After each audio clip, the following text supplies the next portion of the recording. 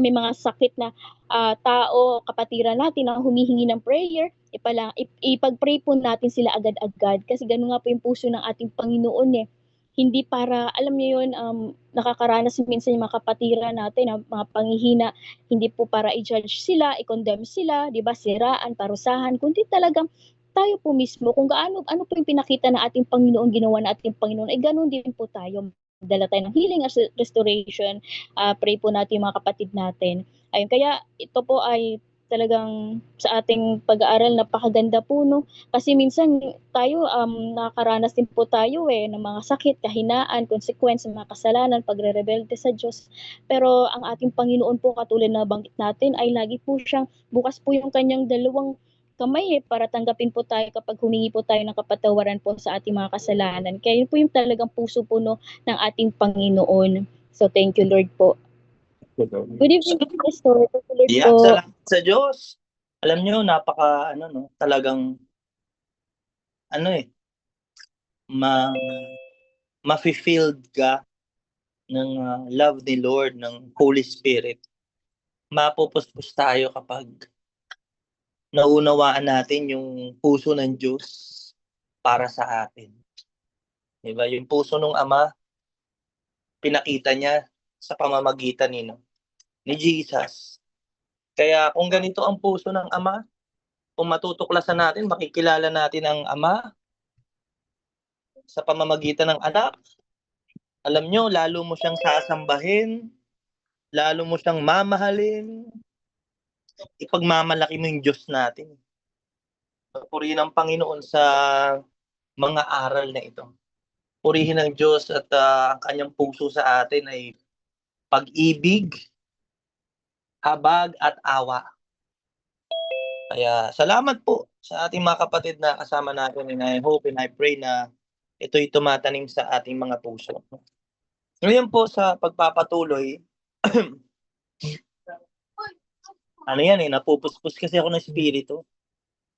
Kasi nararanasan ko to . Naranasan nyo ba yung love ni Lord sa buhay nyo, mga kapatid? Naranasan nyo ba yung yung awa? Yung kanyang habag, di ba? Pag naranasan mo to, lalo kang mabe-bless. Lalo kang talagang paglilingkuran mo siya. Pakibasa po yung mga kapatid. Si Sister Grace sa Matthew chapter 20, 29 to 34. Sister Mira, Mark chapter 1, 40 hanggang 42. Ayan, may mga magagandang story. Sister Cheng, Mark 5, 18 to 20. Sister Abby, si Abby sa Japan, pwede ka ba dyan? Luke 7, 12 to 17. Ang kanyang partner, si Brother Mike. Brother Mike, Matthew 11 verse 5. Ayan, thank you, Lord. And Sister Michelle, andyan na ba si Michelle? Sa Luke 15:20, ayan, bigay ko na yung mga verse natin, ha. And Sister Nobi, Matthew 18:26 to 27. Ganda. Purihin ng Diyos. Purihin ng Panginoon sa pag-aaral. So, yung kanyang compassion, yung awa, at yung kanyang habag, hindi lang sa mga gutom, hindi lang sa mga may sakit at nanghihina. May mga kapatid tayo, kailangan ng panalangin. Kasi sila ngayon ay nanghihina. Ayan, may sakit. Yung kanilang physical na katawan. Sige, ganun din, letter C, meron din siyang compassion sa mga bulag. Matthew 20, 29 to 34. Pakibasa po. Amen. Pinagaling ang dalawang bulag. Mateo chapter 20 verse 29 to 34. Sabi po dito, pag alis nila sa Jericho, si Jesus ay sinundan ng napakaraming tao. Doon ay may dalawang bulag na nakaupo sa tabi ng daan. Nang marinig nilang dumadaan si Jesus, sila'y nagsisigaw, Panginoon, anak ni David, mahabag po kayo sa amin. Pinagsabihan sila ng mga tao at pinatahimik. Ngunit lalo silang nagsisigaw, Panginoon, Anak ni David, mahabag po kayo sa amin. Tumigil si Jesus, tinawag sila at tinanong, ano ang gusto ninyong gawin ko sa inyo? Sumagot sila, Panginoon, gusto po naming makakita. 34, nahabag si Jesus sa kanila at hinipo ang kanilang mga mata. Agad silang nakakita at sila'y sumunod sa Kanya. Amen. Amen. Sabi nila, Lord, have mercy on us. Si Lord naman, di ba? Naging merciful Lord. He is merciful. No? Alam nyo, sabi ba dyan, Sister Grace, napakaraming tao. Opo, Pastor. Great multitude follow the Lord. Pero itong mga bulag, hindi pinapansin. Alam nyo, hindi lang sila bulag. Ano rin sila, parang hindi sila pinapahalagahan ng mga tao. Pero nung tumawag sila sa Diyos, yung mga tao na hindi nagpapahalaga sa kanila, naku, sinaway pa sila, huwag kayo maingay dyan, parang wala kayong say. Kasi that time, syempre, yung mga bulag, hindi rin nakakapagtrabaho, pulubi sila, nanghihingi lang ng limos. Para bang pag wala kang pera, di ba, walang halaga. Pero kay Lord, lahat ng tumawag sa Kanya, hindi niya tinatabon. Amen. Kaya alam nyo, ito yung buhay natin dati, mga bulag tayo. Wala tayong direksyon. Sa sarili natin, hindi natin kayang mabuhay. Yan ang totoo. Kung hindi lang dahil sa habag ng Diyos. Maaaring ikaw ay tinataboy ng mga tao, hindi ka pinapahalagahan. Kapatid, kapag lumapit ka sa Panginoon, hindi ka niya itataboy. Ikaw ay bibigyan niya ng halaga. Sipin niyo, sa dami ng mga tao doon, sino yung kinahabagan ni Jesus? Yung mga tumawag sa Kanya. Kung yung iba ay walang awa sa mga bulag na ito, naku, sinasaway pa nga, di ba? Pero si Lord, mahabagin, maawain. At pinagbigyan pa nga yung request. Napakabuti ng Diyos natin. Napakabuti ng Panginoon. Kaya alam nyo, sa buhay nyo ngayon, kayo ba'y parang nawawalan ng pag-asa na parang walang tutulong sa inyo? Tumawag kayo sa Diyos. Sa pangalan ni Jesus, sigurado siya ang tutulong sa atin.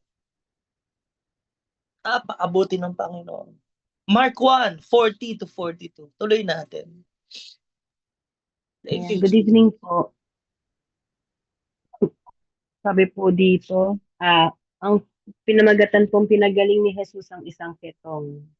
Marcos 1, chapter 1, verse 40-42. 40, isang taong may ketong ang lumapit kay Jesus. Lumuhod ito at nagmakaawa.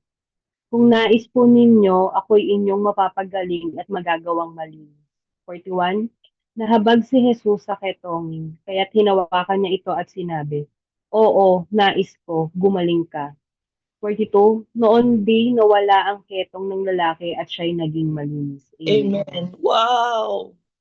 Kanina yung bulag na hindi pinapansin ng mga tao, hindi binibigyan ng halaga. Ito naman yung ketongin, di ba? He had compassion for the untouchables in society. Pag sinabing untouchables, yung mga ketongin po kasi, ano po talaga yan, nakakahawa po yan.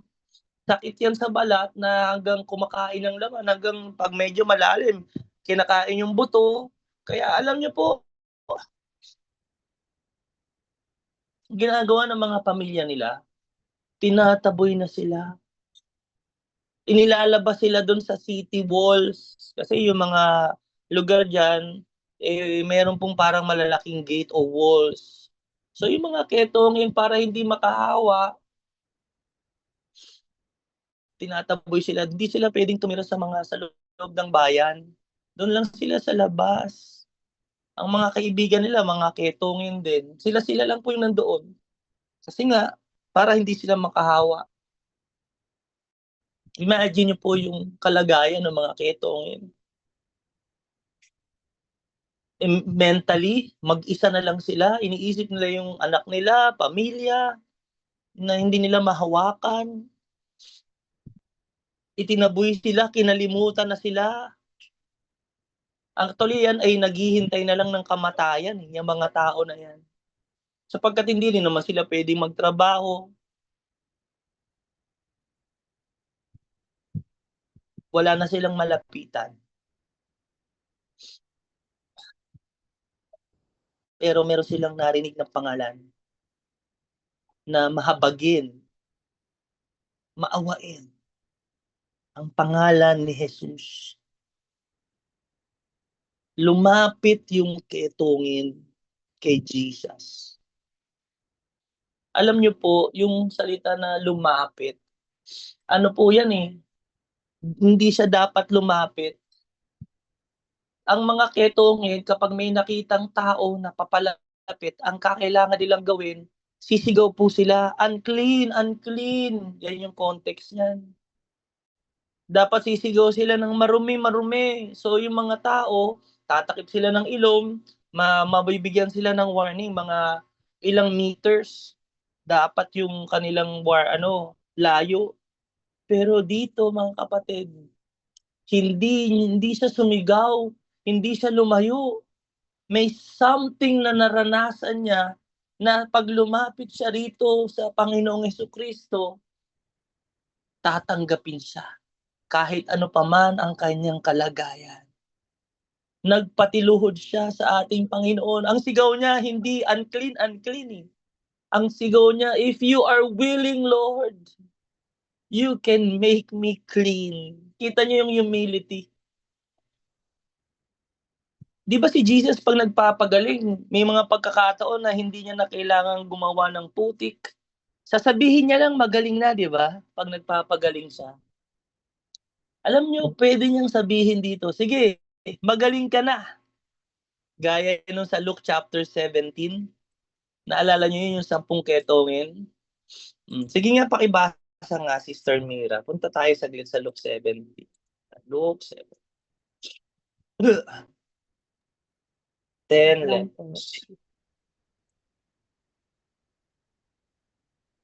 verse 11. Yes. Oo. Verse 11. Sabi po dito, pinagaling ang 10 ketong. 11. Sa paglalakbay ni Jesus papuntang Jerusalem, nagdaan siya sa hangganan ng Samaria at Galilea. 12. Habang papasok na siya sa isang nayon, sinalubong siya ng 10 ketongin. Tumigil ang mga ito sa may kalayuan at sumigaw, Jesus, Panginoon, mahabag po kayo sa amin. 14. Pagkakita sa kanila ay sinabi ni Jesus, lumakad na kayo at magpatingin sa mga pari. Habang sila'y naglalakad, silang lahat ay gumaling at luminis. 15. Nang mapuna ng isa na siya'y magaling na, nagbalik siyang sumisigaw ng pagpupuri sa Diyos. Nagpatira pa siya sa paanan ni Jesus at nagpasalamat at ang taong ito'y isang Samaritano. Amen. Nakita nyo no, hindi sila lumapit kay Lord. Tumigil yung mga ketongin sa kalayuan at sumigaw sila. Sabi ni Lord, sige, pumunta na kayo magaling. Pero alam nyo dito sa binasa natin kanina, sa yung sa Mark chapter 1, mayroon siyang ginawa na something na nagulat yung mga ketongin. Nagulat yung ketongin. Ano yung kanyang ginawa? He was moved with compassion. At anong ginawa niya? Hinawakan niya yung ketong. Hinawakan niya. Pwede niya namang sabihin, magaling ka na. Pero this time, hinawakan niya. Kayang magpagaling ni Lord sa pamamagitan ng salita. Pero may pagkakataon na hindi lang kagalingan ng kailangan ng tao, kundi physical touch. Ang physical touch ay isa sa mga love language. Siguro para sa tao na ito, kung pag-aaralan natin, lahat ng ginagawa ni Jesus may ibig sabihin. Sa mga pagkakataong ito, itong ketonging ito, ay matagal nang naglulong sa physical touch upang maranasan niya na may tao na tatanggap at nagmamahal sa kanya. Ganun yung Lord. How many times in your life na hindi lang sumagot ang Diyos sa panalangin mo? May mga pagkakataon na pinakita ng Diyos na nariyan siya sa iyong tabi. Na pinaranas ng Diyos na hindi ka nag-iisa. Nakasama mo siya sa lahat ng panahon. Ganun yung habag. Kaya may mga pagkakataon, may mga times na hindi lang online, when we are with someone, we need to pray for them. Alam mo, kailangan nila? Minsan hindi lang yung support financially, sa panalangin, minsan kailangan din ng physical touch. Yung tap sa likod, sa gilid, kung talagang same sex, kailangan ng yakap. Ayan kailangan po yan. Pinakita ni Jesus, no? And how blessed itong leper na ito, na hindi lang siya pinagaling, hinawakan pa siya ni Jesus. Ganun po yung habag. Hindi siya pinandirihan, hindi lang siya pinagaling, pinaranas ng Diyos ang kanyang presensya. Purihin ang Panginoon. Napakabuti. Kaya nga may mga kapatid, di ba, mga mahal sa buhay na nasa abroad, kahit na napapanood nyo sila, camera, nag-uusap kayo, face to face, ang totoo, naglulong pa rin niya ng physical touch, ng yakap, ng akbay. Kaya kung nandyan ang inyong pamilya, aba, yakapin nyo na. Andyan ang inyong mga anak, aba, physical touch, kailangan nila. No? Yan ay napakahalaga. Love language yan. Love language. Letter E tayo. Mark 5:18-20.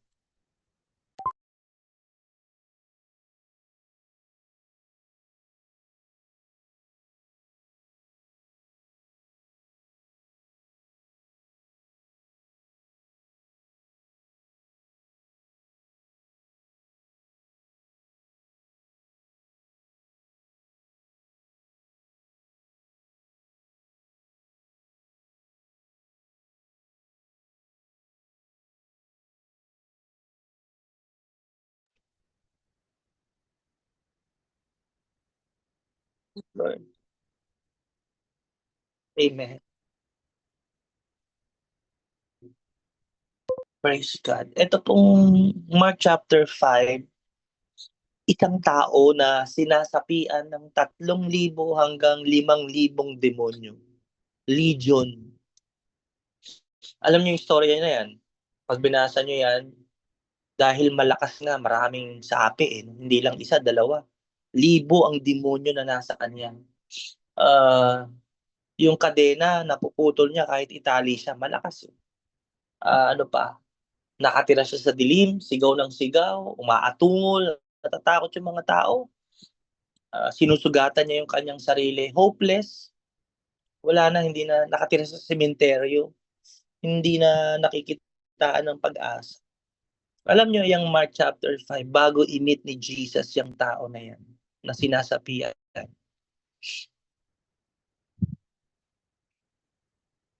tumawid si Jesus ng bangka.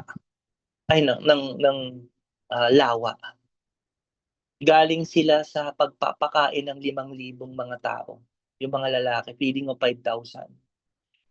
So pagkatapos nila doon, pagod yung mga disciple, dami nating na pakain, Lord. Dami nating na-share ng gospel, ng word mo, Lord. Marami na namang maniniwala niyan. Siguro nag-e-expect sila, di ba? Siguro sabi ni Lord, punta tayo sa kabila. Sa kabilang lugar. Bakay sila ng bangka. Siguro yung mga disciple nag-e-expect, no? Siguro, Lord, marami din tao doon, no? Marami na namang makakarinig ng mga aral mo. Pero pagdating nila doon, ito yung nakita nila. Isang lalaking sinasapian ng libo-libong demonyo. Isang kaluluwa. Anong ibig sabihin nito? Bawat kaluluwa, kahit isa, ay napakahalaga sa Diyos. Tumawid pa ng bangka si Jesus, tumawid pa ng lawa si Jesus para sa taong ito. Pag iniisip natin, sinasapian na yan, parang wala nang pag-asa yan. Naku, wala nang halaga ang buhay niyan. Pero alam nyo, maaring hindi natin nakikitaan ng halaga ang isang taong ito. Pero sa Diyos, mahalaga sila. Nandoon pa rin ang habag at awa ng Panginoon. Ano pa man ang kanyang nakaraan, ano man ang naging dahilan bakit siya sinasapian ng ganong karaming masasamang espiritu, pinuntahan pa rin siya ni Jesus. Alam niyo, pinapakita dito, mga kapatid, ang isang tao kasi para ka maposes ng demonyo, ng masasamang espiritu. Hindi po yan nangyayari one time o overnight, bigla ka lang sinapian. Walang ganun. Meron kang mga ginawang desisyon sa buhay mo para magbukas ka ng pintuan para ikaw ay maging ready na iposes ng masasama. Ano-ano mga dahilan? Ano ang mga bukas na pintuan, mga maling desisyon ng tao para siya ay maposes ng ganong karaming masamang espiritu?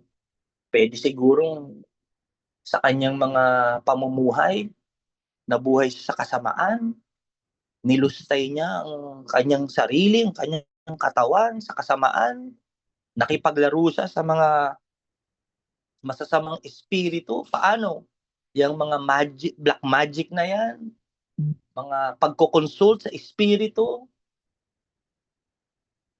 maraming mga pangkukulam, hindi natin alam kung ano man ang naging dahilan, pero para magkaganyan siya, marami siyang maling desisyon na ginawa sa kanyang buhay.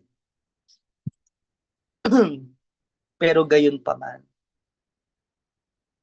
habang siya'y buhay at buhay ang ating Diyos, laging may pag-asa. Hallelujah.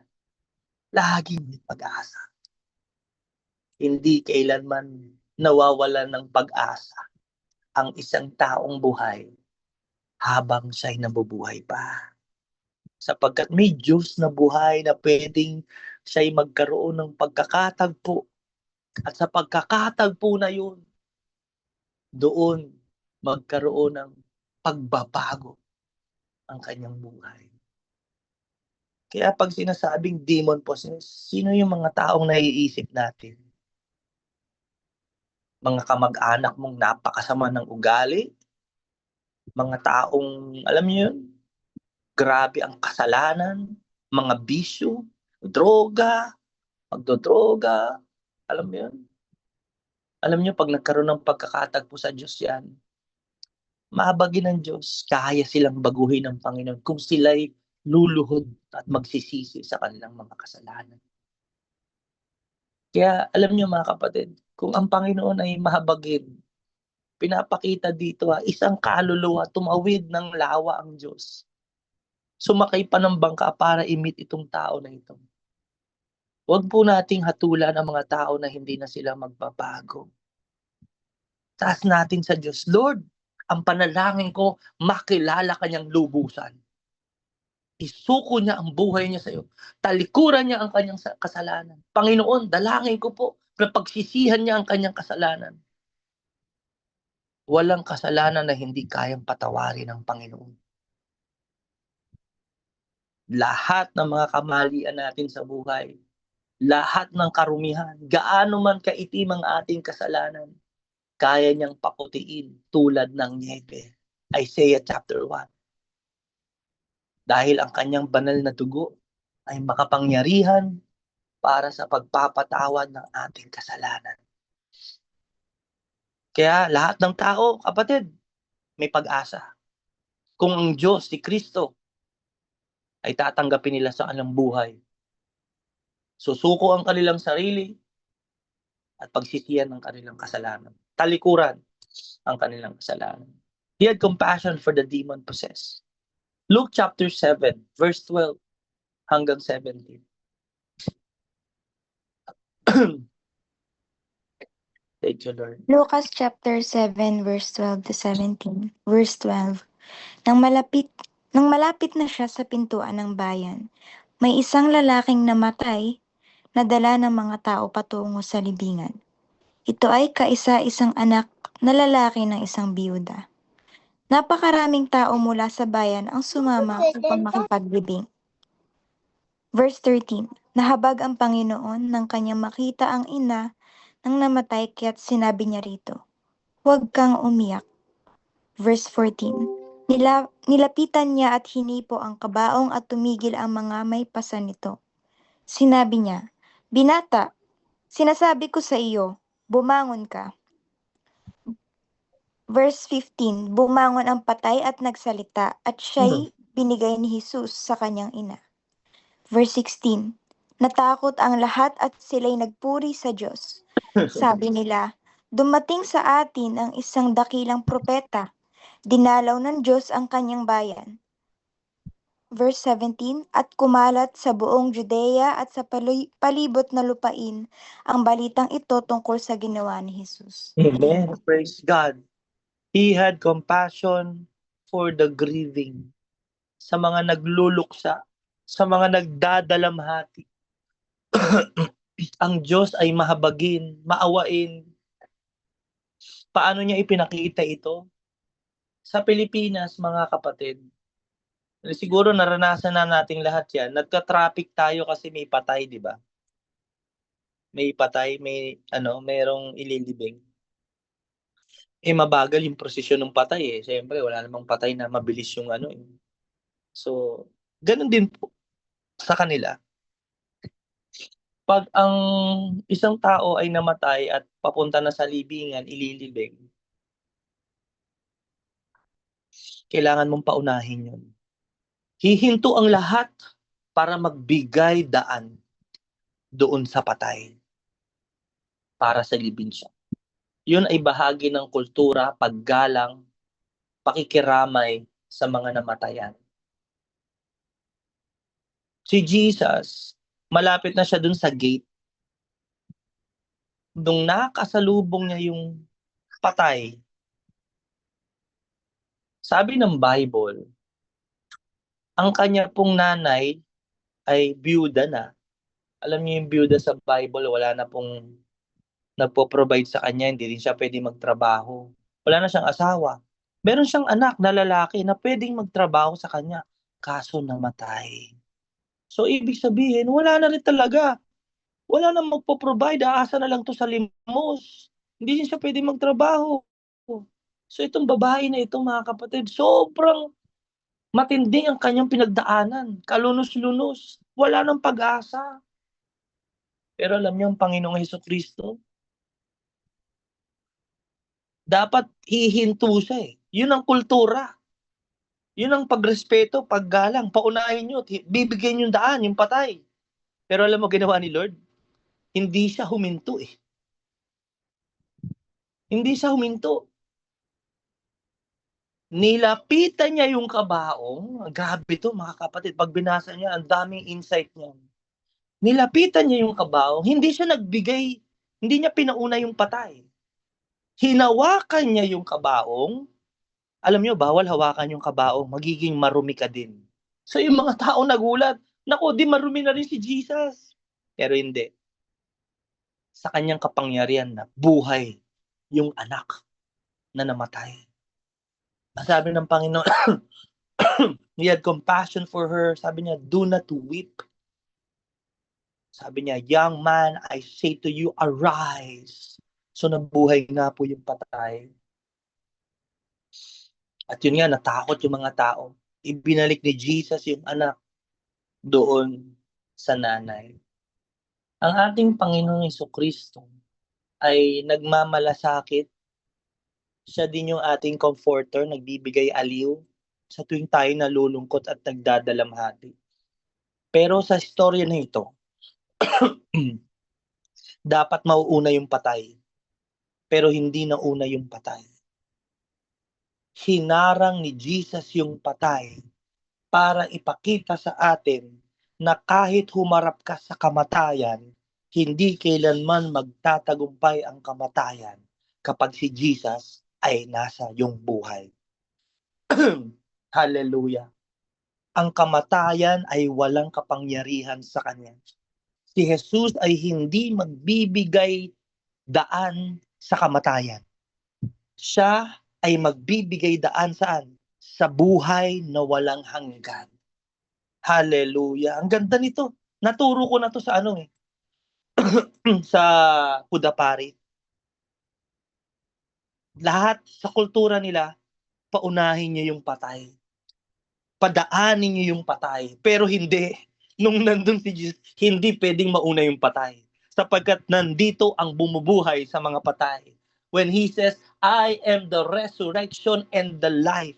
Those who believe in me, even though they die, they shall live again. Kaya alam nyo, yung ating hope, ang pag-asa sa mga kapatiran natin na nawala ng mahal sa buhay, kamag-anak na namatay. Kapatid, hindi kailanman mangunguna ang kamatayan. Sinasabi niya sa widow, ang kamatayan hindi yan ang destinasyon mo kapag nakilala mo si Jesus. Ang destinasyon mo ay buhay, muling pagkabuhay. Yun ang pag-asa natin. Kaya yung mga believers na namatay, mahal natin sa buhay, namatay na sila. Aba, ang hope natin, magkikita tayo. We will see them face to face. Bakit? Dahil sila ay may Kristo sa kanilang buhay. Kaya alam nyo, ito yung magandang i-share sa mga kapatiran, sa mga mahal nyo sa buhay. Ang solusyon sa kamatayan at ang daan patungo sa buhay na walang hanggan, isa lang. Sino ang pumigil at tumalo sa kamatayan? Si Jesus. Kaya sinabi niya, I am the way, the truth, and the life. No one comes to the Father except through me. Grabe, no? Kaya sabi ng mga tao, a great prophet. A great prophet. And God has visited His people. Nasabi ng mga tao, binisita tayo ng Diyos sapagkat nakita nila na walang sino man ang may kapangyarihan bumuhay sa patay, kundi ang Diyos lamang. Kaya ito, kung si Jesus bumubuhay sa mga patay, siya ay ang tunay na Diyos. Kaya kung kayo ay nasa relihiyon na inyong pinaniniwalaan at hindi yan nagtuturo patungkol kay Jesus, kapatid, walang muling pagkabuhay dyan. Dahil ang Islam, pag pinag-aralan mo ang Islam, si Prophet Muhammad patay. Si Buddha ng Buddhism, si Gautama Buddha patay. Si Confucius patay. Ang mga gods ng Hindu, kathang isip. Ang mga sinasamba nilang baka, patay, namamatay.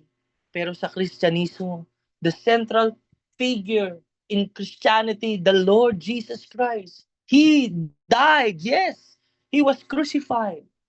He died on the cross. He was buried, nilibing. Pero nung ikatlong araw, siya'y muling nabuhay. Ito ang istorya, magandang balita na hindi nyo dapat makalimutan sa inyong buhay. At kung ito'y pananampalatayaan mo, kapatid, sigurado, merong ring muling pagkabuhay. Ikaw ay bubuhayin muli. Hallelujah. Praise the Lord. Sige. Matthew chapter 11 verse 5. Ganda. Purihin ng Diyos. Good evening po. Sige. Hallelujah.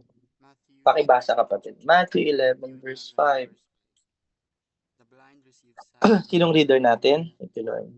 Those who Sige. have leprosy are cleansed. The deaf hear. The dead are raised. And the good news is proclaimed to the poor. Amen.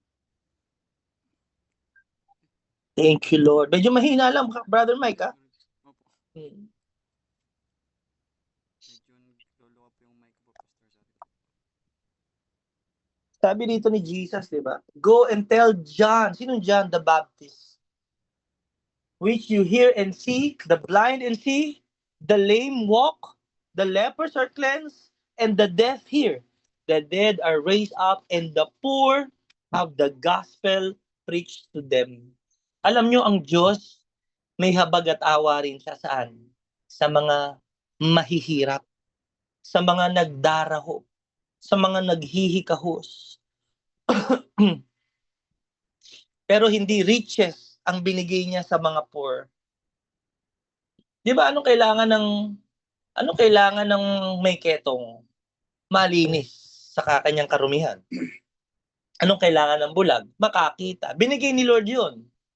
Anong kailangan ng baldado o mga pilay? Makalakad. Pinakita ni Lord yun. Nakalakad nga sila. Yung mga bingi, anong kailangan nila? Makarinig. Nakarinig nga sila. Yung mga patay, nabuhay nga. Pero alam nyo, isipin nyo to The poor have the gospel preached to them. Ano ba kailangan talaga ng poor? Ang iniisip ng mga tao, ang kailangan ng poor riches, wealth. Pero alam mo, ang Lord mas matalino siya sa atin. Akala ng mga tao ang kailangan ng mahirap is yung kayamanan para maging mayaman. Hindi ganun, kapatid. Ang ibinigay ni Jesus is yung nararapat sa mga nagdaraho. Ang nararapat sa mga naghihirap. Alam niyo ang binigay niya? Higit pa sa kayamanan. Ang kayamanang ito'y hindi mananakaw, hindi mawawala, mananatili ito magpawalang hanggan. Ano ang ibinigay niya sa mga mahihirap? Ibinigay niya ang mabuting balita na ikaw man ay mahirap dito sa mundo, pero kapag natanggap mo ang buhay na walang hanggan, ikaw na ang pinakamayaman. Sapagkat hindi mo to mabibili ng pera, hindi to mahahanap sa butika, hindi mo to kailanman kayang kitain, hindi mo to kayang hukayin, ito'y libreng kaloob kung iyong sasampalatayaan. Kaya alam nyo, kung meron tayong ibinigay sa atin ng Panginoon na kayamanan, that is the gospel has been preached to us. And as we believe, we will receive inheritance, eternal life in heaven. Kaya alam nyo, yung mga disciple, if you read in the book of Acts, nung narinig nila itong gospel at nung sumampalataya sila, na-realize nila yung pinakamahalaga sa lahat, yung kaharian ng Diyos. Because the riches of this world will fade away. Lahat po grass withers, flowers fade. But the word of the Lord will remain forever.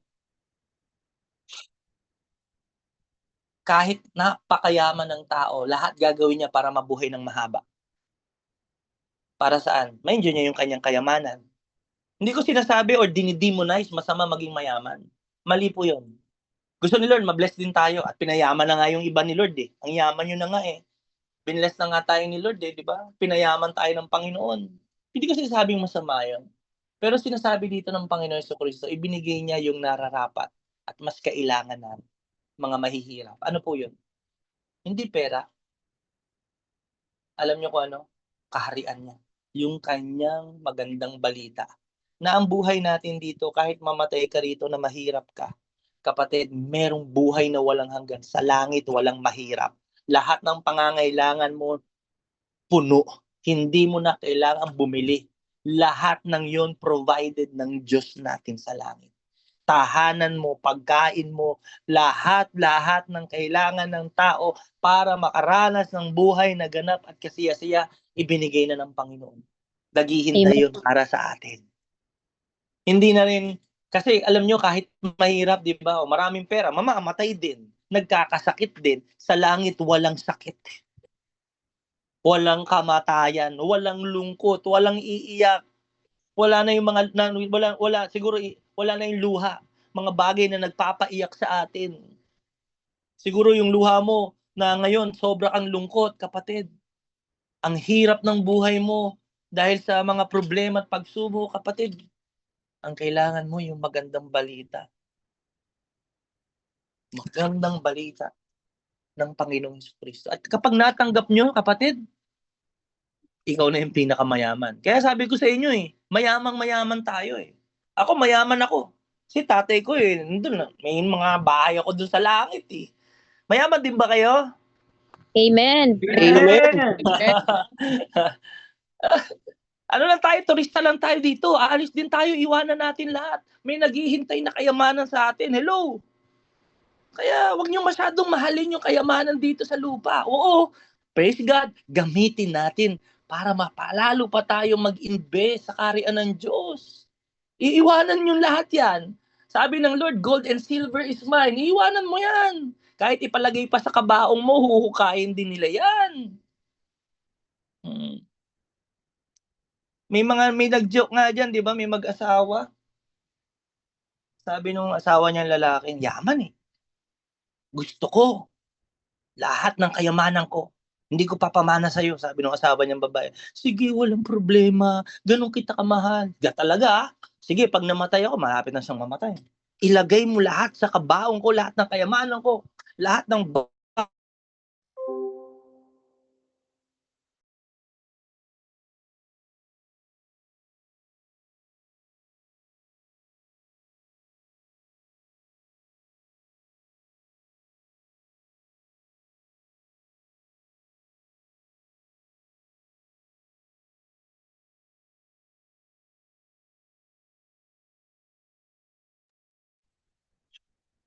Nawala po ba si Pastor? Wala siya.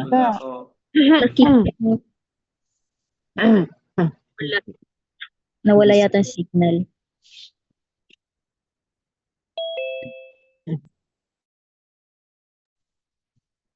Ayan, thank you Lord. Nawala eh, nalobat na yung cellphone ko eh. Ano ba, nasa na huling sinabi ko? Matatapos na tayo eh. Kabaong Pastor, yung kayamanan. Kayamanan. Sabi ng lalaki, lahat wala ka ititira sa'yo, wala ka ipapamana sa'yo. Sabi ng babae, sige, walang problema, lalagay ko lahat. Alam nyo, nung namatay yung lalaki, binenta lahat ng kanyang kayamanan, inilagay nga sa kabaong lahat ng kanyang kayamanan. Nilagay ng babae, ganun siya katapat. Pero nung nilagay niya sa kabaong lahat ng mga pinagbentahan, ng mga bank account, yung kayamanan nila, yung property, wala siyang minana eh. Nakatseke. Nakatseke pala. Ibig sabihin, hindi niya naman mawi-withdraw. Hindi naman niya pwedeng papalitan na. So sa babae, may pa rin pala napunta. Anong point? Wala yan. Lahat yan. Hindi natin madadala. Kaya habang may pagkakataon tayo, alam mo, gamitin mo na sa kaharian ng Diyos. Ibigay mo na ang dapat ibigay sa Panginoon. Hindi po masama mag-save. Tinuturo natin yan sa life management. Mag-ipon tayo. Pero sabi diyan, wag mo lagay diyan yung puso mo. Kasi kung nasaan ang kayamanan mo, nandiyan ang ipon mo. Ilagay mo saan? Sa kaharian ng Diyos. Kasi doon, andun ang tunay na kayamanan. Hindi mananakaw, hindi masisira, hindi mawawala. Kaya kung tayo ay may mag-i-invest, I will invest in the kingdom of God. I will invest in riches that will remain forever. Luke 15:20. Last 2 points.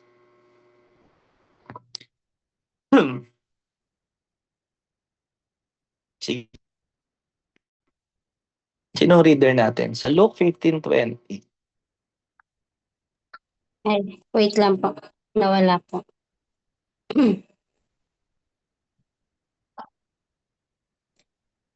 Ayan, sabi dito sa Luke 15:20. At siya nagpa siyang umuwi sa kanila, malayo pa'y natanaw na siya ng kanyang ama.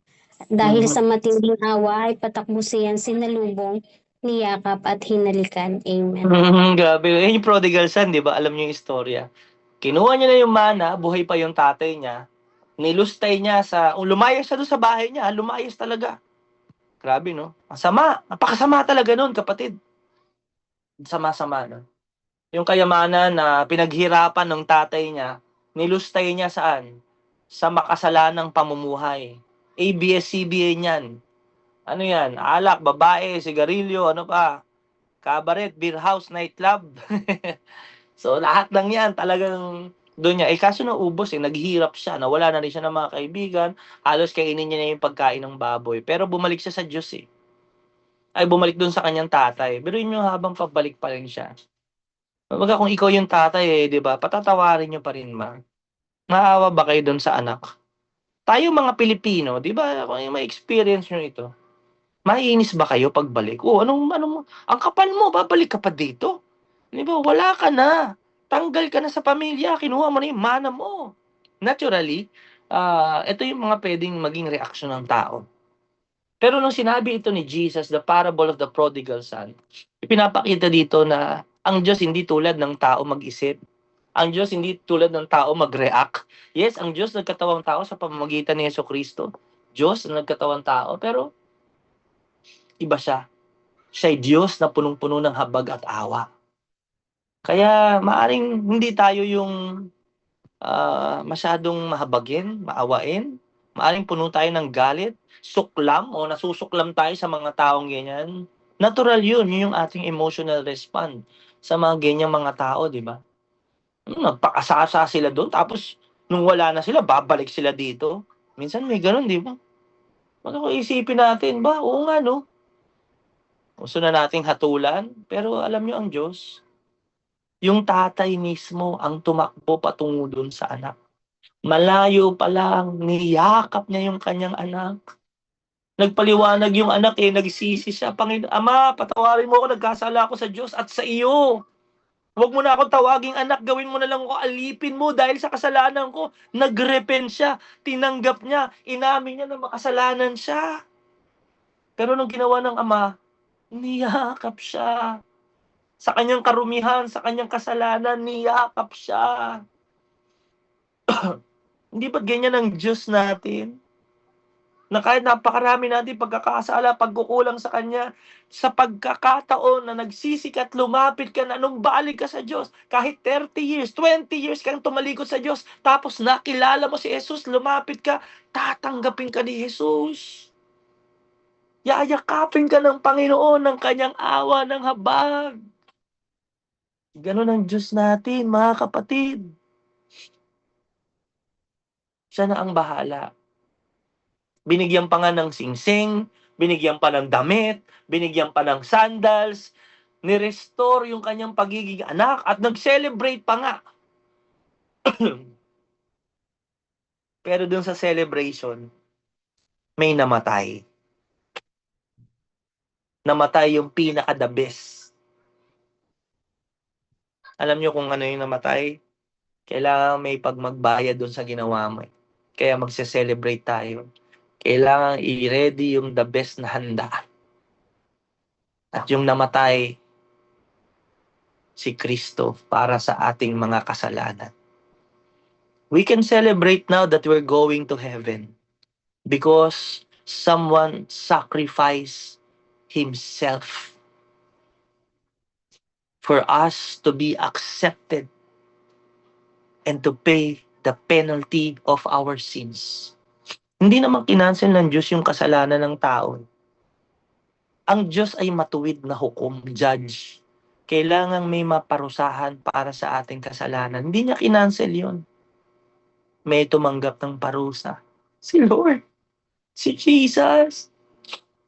Binayaran niya ng hirap. Namatay siya sa krus. Nilatayan ang kanyang likod. Ang kanyang katawan ay halos hindi na makilala sa hirap na kanyang pinagdaanan dahil sa ating mga kasalanan. Yun ay awa lang ng Diyos. Hindi siya namatay sa krus kasi mabait tayo. Dahil mabuti tayo, nagsisimba tayo. Hindi. Namatay siya sa krus kasi ang kabayaran ng kasalanan natin ay kamatayan. Ang kamatayan na kanyang pinagdaanan ay hindi dahil sa kanyang kasalanan, kundi dahil sa kasalanan nating mga tao. Panghuli, he had compassion for those carrying the debt of sin. Matthew 18:26 to 27. Amen. Ang sabi po dito sa verse 26, lumuhod ang lingkod sa harapan ng hari at nagmakaawa. Bigyan pa po ninyo ako ng panahon at babayaran ko sa inyo ang lahat. In verse 27, naawa sa kanya ang hari, kaya pinatawad siya sa kanyang pagkakautang at pinalaya. Amen. Sabi, ikukulong dapat may utang. Ganda niyang basahin niyo patungkol sa pagpapatawad sa utang. Sabi niya, babayaran ko po. Kung bigyan niyo pa ako ng time, hindi niya kayang bayaran yun. Ang ginawa sa kanya ng hari, pinatawad siya. Dahil sa awa, hindi na siya kinulong, hindi na siya pinarusahan, at pinatawad pa siya sa kanyang mga utang. Hindi na siya pinagbayad. Yan ang ginawa ni Jesus para sa akin. Kailangan may maparusahan dahil makasalanan tayo. Sinong tatanggap ng parusa ng kasalanan? Siyempre, yung gumawa. Tayo dapat ay parusahan. Ang sabi ng Bible, ang kabayaran ng kasalanan ay kamatayan. Mapapalayo tayo sa Diyos ng walang hanggan. Yan ang masamang balita. Kahit napakabait mo, kahit nagsisimba ka, kahit ikaw ay mabait na maghulang, anak, nagbibigay ka, kapatid, makasalanan kapatid. Kailangan mong bayaran yon. Makukulong tayo sa kadiliman, magpawalang hanggan, paparusahan tayo dahil sa ating kasalanan. Lahat tayo makasalanan. Pero dahil ang Diyos ay maawain, mahabagin, isinugo niya ang kanyang bugtong na anak. Na kahit tayo ay makasalanan pa, siya'y na walang kasalanan, si Jesus na walang kasalanan, ang naging kasalanan para sa atin. He made Him sin for us.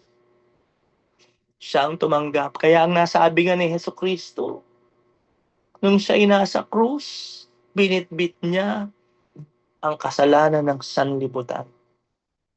Nung kinuro siya ni John the Baptist bago siya ibaptize sa water, the Lamb of God who takes away the sin of the good people? No.